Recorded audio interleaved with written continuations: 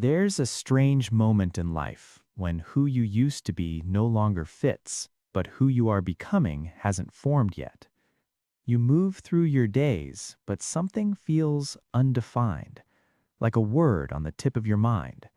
Not lost, not broken, just in between. And this in between phase has a psychology most people never learn. You notice small shifts first. Things that once mattered feel neutral. Goals that used to motivate you feel distant. Conversations feel slightly misaligned. It's not dramatic. It's subtle. You still function. You still show up. But internally, something feels unanchored. Psychology calls this identity discontinuity, a temporary disruption in the brain's sense of self-coherence.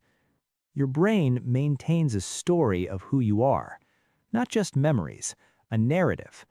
I am this kind of person. I care about these things. I respond this way. This narrative gives stability, predictability, direction. But when life experiences no longer match the narrative, the system destabilizes, and the experience is deeply uncomfortable because the brain is not designed to tolerate identity ambiguity for long.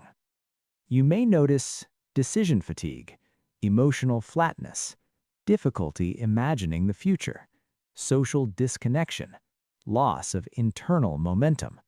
This is not laziness, not confusion, not failure. It is a transition between self-models. Personality psychology suggests the self is not fixed. It is an ongoing predictive model the brain uses to guide behavior. And right now, that model is updating. Most people interpret this phase incorrectly. They think, I'm losing myself. I don't know who I am. I need clarity before I move forward. But psychologically, the opposite is happening. You are not losing identity, you are dissolving an outdated one. In developmental psychology, identity growth often requires a period of self-structure loosening. Old patterns weaken before new ones stabilize. This is similar to how learning works in the brain. Before a new neural pathway strengthens, the previous pattern becomes less dominant. The result feels like instability, but biologically it is adaptation. You are not empty, you are reorganizing. To understand what's happening, imagine this. Your identity is like the brain's operating system, not visible, but constantly guiding perception and behavior. When the operating system no longer matches your environment, the brain begins a background update. But updates are disruptive. Old programs stop running smoothly. New programs are not fully installed. Processing slows. This is not malfunction. This is recalibration. Neuroscience describes this through predictive processing. Your brain is a prediction machine.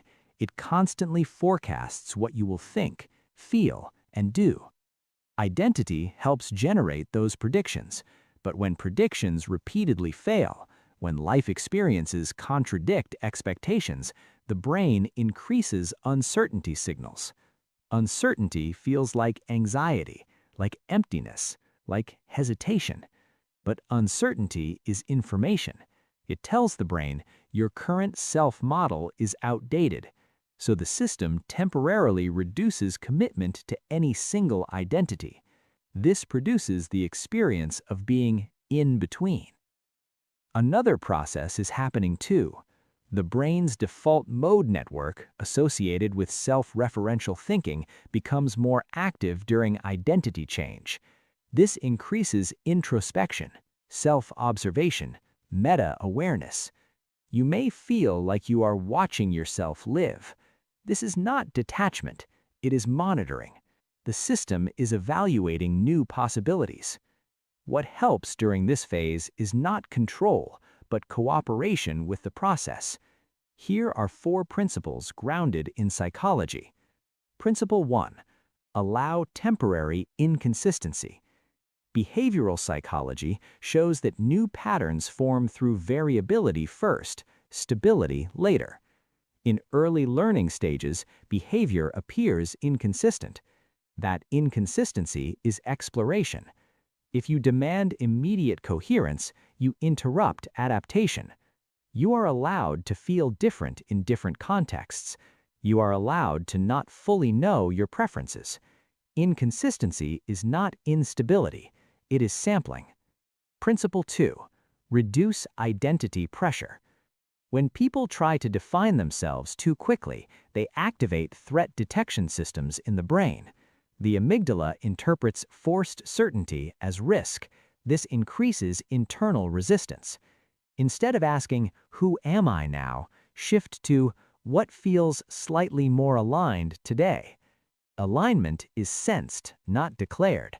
Identity emerges from repeated alignment experiences, not just by decisions alone. Principle 3. Act without full clarity.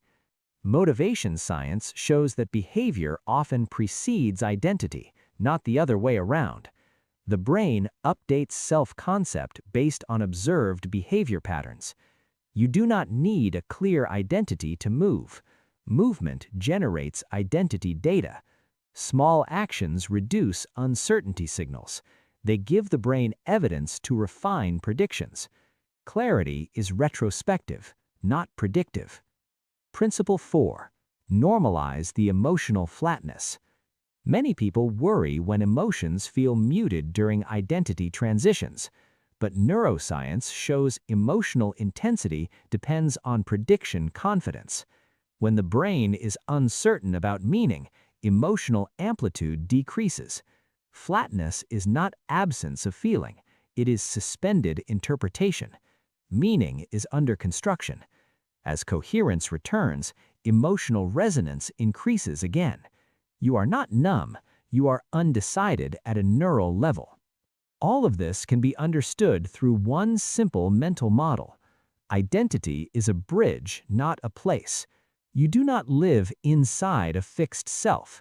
You cross through versions of yourself.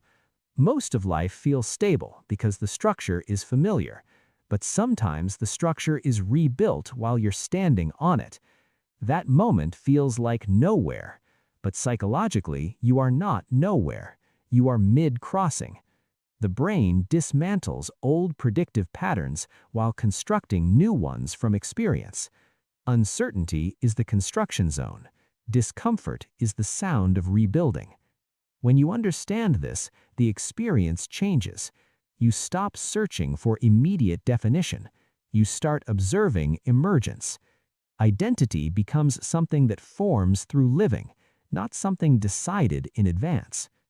If you feel undefined right now, if your inner world feels unfamiliar, nothing has gone wrong. You are not late, not lost, not incomplete. You are in the rare psychological space where transformation actually happens. The old self loosened its hold. The new self is gathering evidence. This phase does not ask for certainty. It asks for presence. Walk forward without forcing a name for who you are becoming. The mind will learn from movement. The system will reorganize. Coherence will return, not suddenly, quietly. And one day, without noticing when it happened, you will act in ways that feel natural again. Not because you found yourself, because you allowed yourself to form. You are not between identities forever. You are simply crossing.